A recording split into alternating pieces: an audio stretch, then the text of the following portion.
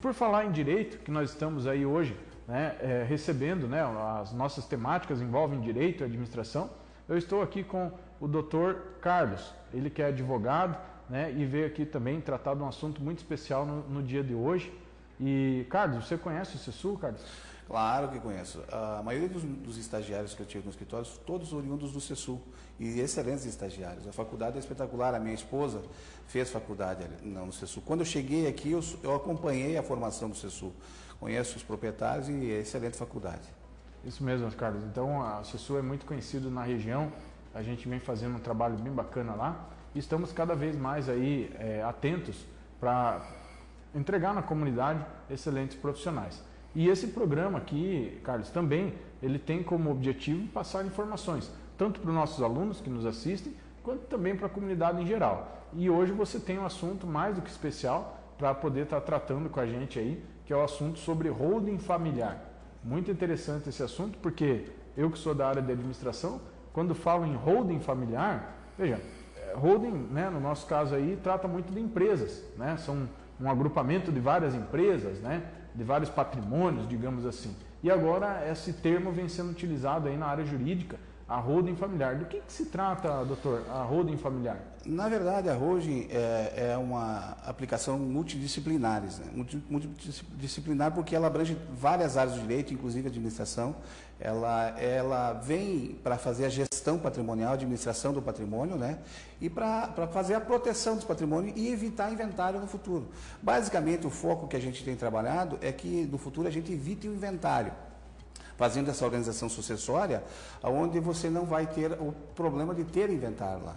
O gatilho, na verdade, é o falecimento da pessoa, do proprietário. Só que tem um detalhe, nesse sistema que a gente está desenvolvendo, o proprietário que criou o patrimônio não perde o domínio até o último dia de sua vida. E pode desfazer todo esse sistema a hora que ele quiser. Se eventualmente vier a faltar um filho antes dele, se ele tiver, as noras, os genros não se comunicam com esse patrimônio, é um fenômeno extraordinário. Tanto é que no curso da minha formação profissional aqui em Francisco Beltrão, eu vi muito sofrimento, muita gente sofrendo por causa do inventário.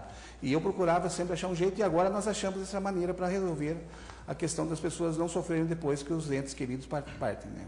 A holding familiar, então, deixa eu ver se eu entendi, é como se a gente estivesse, então, montando uma empresa, sim, né, entre aspas, né, uma empresa familiar. Exatamente. Em que ali, então, serão administrados, gerenciados todos os bens da família. Isso. Né? E isso, por estar inscrito num sistema diferente daquele sistema que a gente conhece, ele acaba facilitando, então, a vida de toda a família, no caso aí que aconteça algo pior, né, com o proprietário, né? E esse sistema aí, a gente pensa assim, holding familiar, né? Um nome até imponente. Ele é um sistema assim que precisa ter muito patrimônio, muitos bens para fazer? Não, claro que não. Isso era antigamente, assim, até pouco tempo atrás, na verdade, para as grandes fortunas. Você ouviu falar do Roberto Marinho, se ele gastou dos 30 bilhões de patrimônio, algum centavo para imposto para o Estado, seriam 2 bilhões e 400 milhões para o Estado do Rio de Janeiro. Não gastou nem um centavo, ele fez essa proteção. A pessoa não precisa ter patrimônio garantido. Numa casinha, a gente usa essa holding como um cofre. A gente deposita esse bem dentro da empresa e ali faz a organização sucessória. Quando a pessoa parte, já fica partilhado para os filhos. Quem organiza essa situação é o patriarca, a matriarca deixa organizado. Aí evita muitos problemas de desentendimentos futuros, porque já ficou organizado, já ficou certo. E com a ciência de todos também. Com a ciência de todos. Assim. E mais, um outro benefício, que quando normalmente as pessoas vão fazer inventário, existem alguns outros herdeiros, entre aspas, que são advogados, cartorários, e toda uma gama de pessoas que precisa ter nesse sistema atual de inventário para resolver o inventário. É necessário. Então, na holding, nessa forma que eu estou colocando, o filho recebe 100% do patrimônio. Não tem esses outros herdeiros, que leva 20%, 10%, 15%, depende do patrimônio que a pessoa levou a vida inteira para construir. Então, digamos assim, é um novo ramo do direito aí que está surgindo, né? O pessoal muito amplo. Inclusive, a oportunidade para os alunos que vierem para a CESU agora, eles terão uma possibilidade imensa de pegar esse mercado novo, que envolve a lei das SAs, e trabalhar em questão de rodos, porque está difundido. Antes ficava só na mão dos grandes escritórios, como eu falei, grandes fortunas. Então, agora, esse é um segmento extraordinário para quem quiser começar a fazer uma faculdade de Direito, certo? E quem estiver dentro do próprio Direito, já estiver formado, estiver trabalhando, também quiser migrar para esse segmento, é totalmente extrajudicial. Não certo. Envolve o Poder Judiciário como um todo. Tu está entendendo? É um Mas tem que ser bem feito, bem amarrado, muito bem estabelecido, né? Porque envolve aí o patrimônio, né? Se por acaso for para a justiça, a coisa tem que estar muito bem desenhada. Sem dúvida, isso aí é muito sério, é muita responsabilidade. Você está brigando, você não pode brincar com a vida de pessoas, um sofrimento de uma vida inteira para fazer um patrimônio. Você não pode fazer isso. Você tem que levar a coisa extremamente correta com os patriarcas que constituíram esse patrimônio. A gente tem experiência aí de pessoas que quando acontece isso, né, não consegue dividir os bens. Não consegue. O negócio entra lá, até ouvi um pessoal que eu conheço que entrou em condomínio. Aí entra em condomínio o inventário. Aí você não sabe o que é de quem, daí tem que pagar as taxas. Um irmão não paga, já trava toda dos outros. É complicado, né, doutor? É complicado. Eu tenho um processo que começou antes de eu me formar, desde 91, não resolvi. São 13, 14 irmãos, lá não resolve mais. Já morreu filhos e não resolveu ainda, para você ter uma ideia em relação ao inventário. E é desta forma como a gente está preconizando, o teu patrimônio é organizado antes, vai se destinar isso para esse, para aquele, e os percentuais, inclusive o pai pode entregar a mais para quem trabalhou mais. Certo. E me diz uma coisa, doutor, doações em vida com usufruto, testamento e seguro de vida, protegem? Na verdade, assim, o que acontece? O inconsciente coletivo trabalha de uma maneira geral em relação ao inventário. E muitas pessoas querem evitar inventário. Quando conversam, tem esse diálogo entre famílias, eles procuram achar um mecanismo para evitar esse inventário. Então, quando faz, entrega através de doação, através de testamento, ou mesmo fazer um seguro de vida lá na frente para pagar os custos de inventário.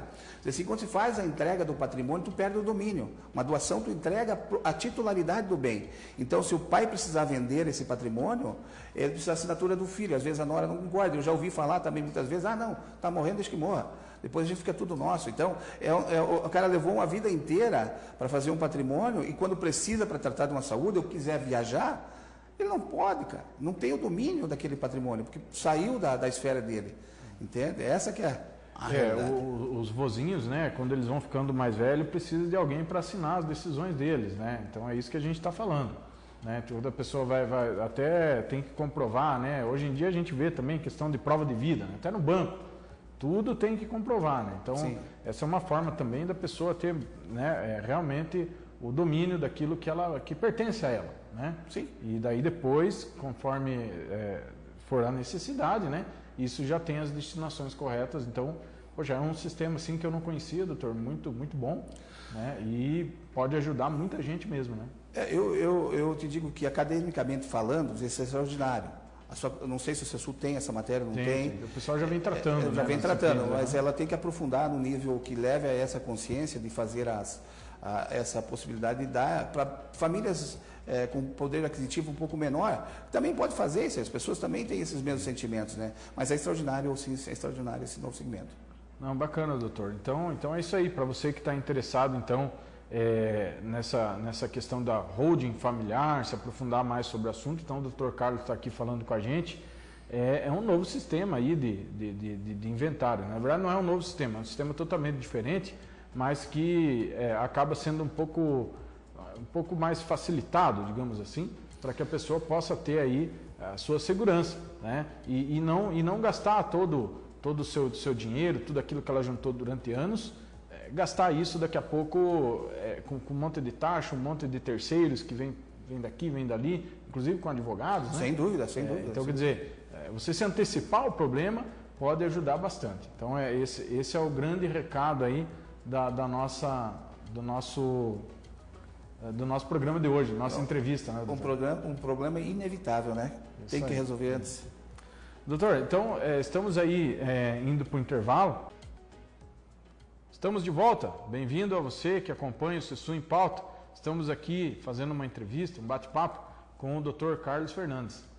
Dr. Carlos, estamos falando então sobre a questão da holding familiar, né? Que veio aí para, daqui a pouco, digamos assim, ser mais uma opção ao inventário. A gente sabe que o inventário ele é muito moroso, né? Demandam várias coisas, né? E às vezes pode travar por causa de um filho que não aceitou, um filho que não pagou. Então, o inventário é complicado, né? Uma coisa bem complicada. Mas surgem outras opções e uma delas é a holding familiar, né? Que basicamente consiste na constituição de uma empresa onde os bens são alocados nessa holding. Quais são os benefícios tributários, né? A gente sabe que o inventário tem os gastos, mas a holding também deve ter, em comparação, né? Olha, os impostos eles existem, né? A Constituição Federal diz que para a transferência do patrimônio para a holding não existe incidência de ITBI. Alguns municípios insistem em cobrar uma diferença de ITBI que existe em relação ao valor que está declarado no imposto de renda. Então, os bens podem ser levados para dentro da holding pelo valor declarado no imposto de renda. É diferente do valor que está de mercado. Por exemplo, hoje você compra um imóvel há 10 anos atrás com 200 mil reais, por exemplo, hoje está valendo R$1 milhão. Então, todo o trabalho é feito em cima dos 200 mil reais. Certo? Sem considerar que existe a possibilidade de você fazer a organização em cima desse patrimônio, desse valor.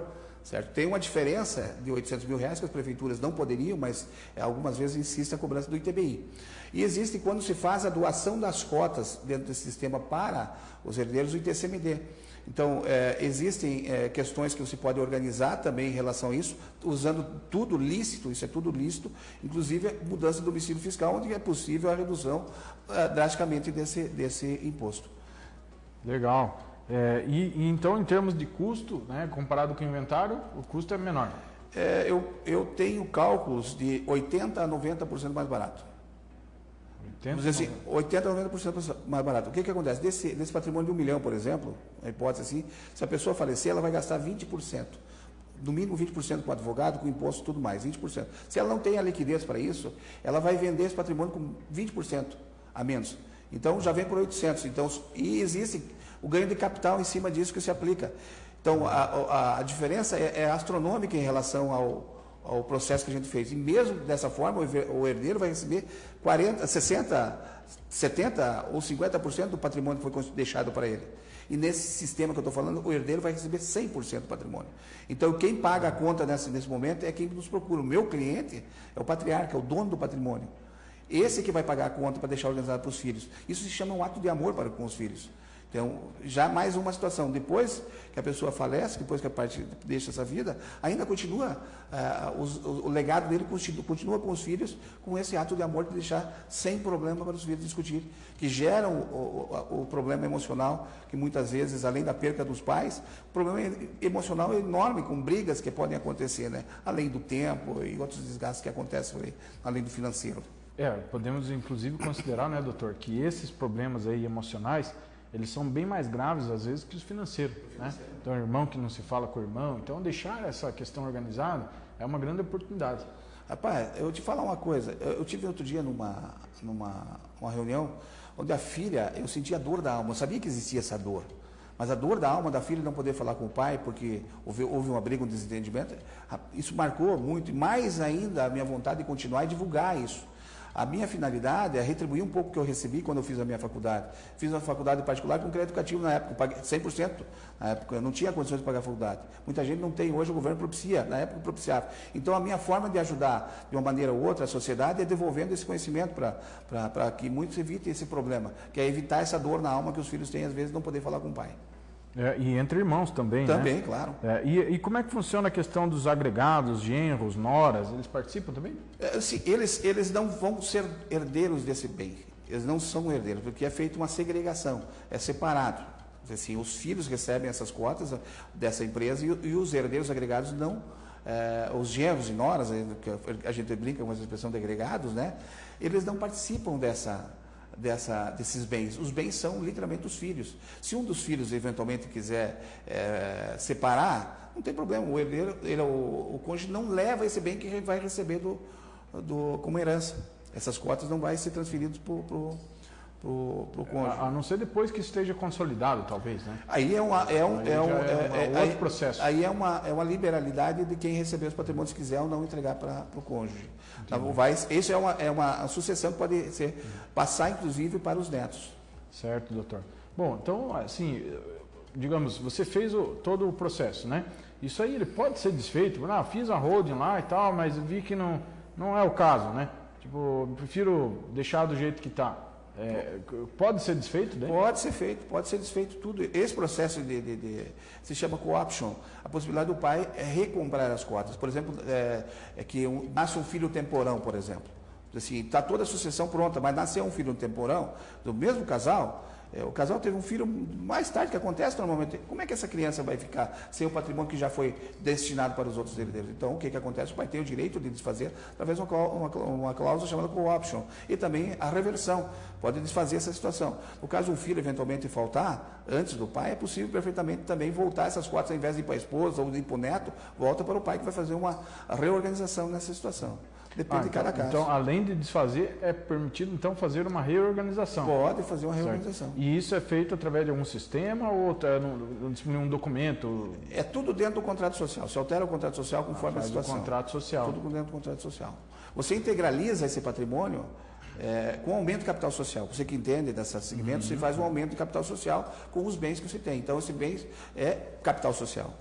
Certo. E é necessário ter um contador mensal, assim, ou não tem essa necessidade? Pode ser um contador só para fins de impostos e tal? Não, a contabilidade é necessária, ela tem que ter um contador, mas não é um sistema que vai ter operações, porque, como eu disse, é uma empresa cofre.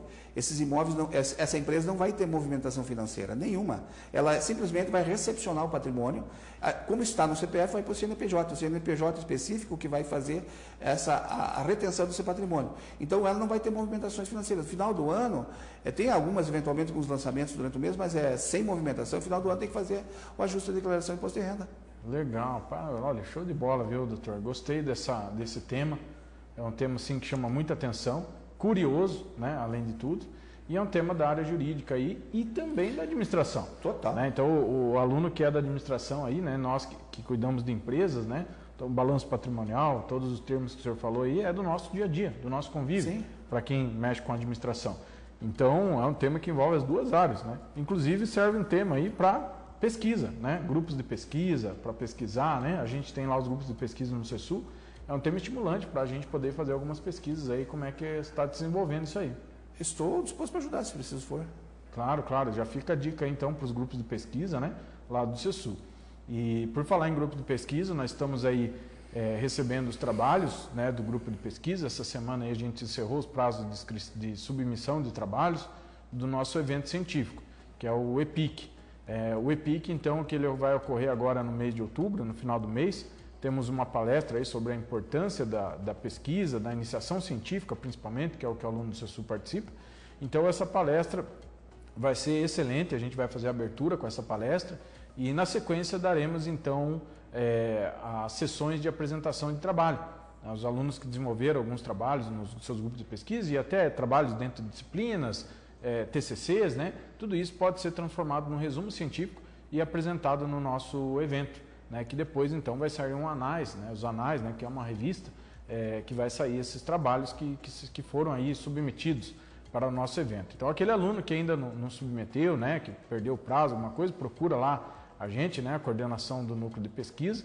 E aqueles alunos que ainda não se inscreveram, faça a sua inscrição, porque agora no final do mês teremos então o EPIC, né, que além da palestra tem a apresentação dos trabalhos aí dos alunos, né? Então estão todos convidados. Doutor, eu acho que é isso. Não sei se o senhor poderia fazer uma palavra final, falar um pouco mais sobre a holding, para a gente já estamos aí, nosso tempo parece que voa, né? Poderíamos fazer mais 2 ou 3 programas falando desse assunto? Esse assunto ele é muito amplo, porque você tem que analisar todo um sistema, na verdade. Às vezes, você precisa fazer... A gente costuma dizer uma empresa como célula, né? Às vezes, um sistema você pode usar uma célula, 2 células, 3 células ou mais. Depende da complexidade, o caso de cada família, tem que ser analisado, cada situação é uma situação. Você pode derivar para N possibilidades. O mundo é muda muito, né? A única constante que eu costumo dizer é a mudança, né? Então, as coisas, cada situação, você tem que estudar caso a caso. Então, é um sistema extraordinário que as famílias precisam no Brasil. Nos Estados Unidos, é aplicado direto isso aí, é só isso, lá o imposto da morte que se fala é 40%, aqui no Brasil nós estamos 8%. E também, além disso, não está tramitando no Brasil a possibilidade de aumentar, a PEC 96 de 2015 está tramitando para aumentar para 20%. o imposto da morte. Então, quem não for ágil agora pode pegar uma situação mais delicada em relação ao ITCMD, certo? Então, várias situações de legislação que estão acontecendo, e tem outras também, que a CONFAS, que é a Confederação Nacional das Receitas Estaduais, que é, além desses 20%, jogar mais 27,5%. Então, pode chegar a 47,5% de imposto aqui no Brasil. Não vai acontecer isso, mas vai aumentar. Em algum momento vai aumentar, porque quem resolve essa questão são os senadores, através de uma resolução. E você sabe que para acompanhar a votação no Senado não é qualquer pensamento, porque é muito rápido para votar uma resolução. Aprova e aprovado está para o Brasil inteiro. Então, essa questão da holding ela é importante em vários aspectos, na questão tributária, na questão de tempo, a solução dos litígios, porque resolve antes, né? E a questão emocional é extraordinária, porque as pessoas não vão sofrer. Assim, todo mundo tem um destino que é igual. Então, por que não organizar? Nossas famílias, enquanto latinos que somos emotivos e não gostamos de falar da morte. Entendeu? Nós não estamos tratando da morte, nós estamos tratando de organizar um patrimônio, certo?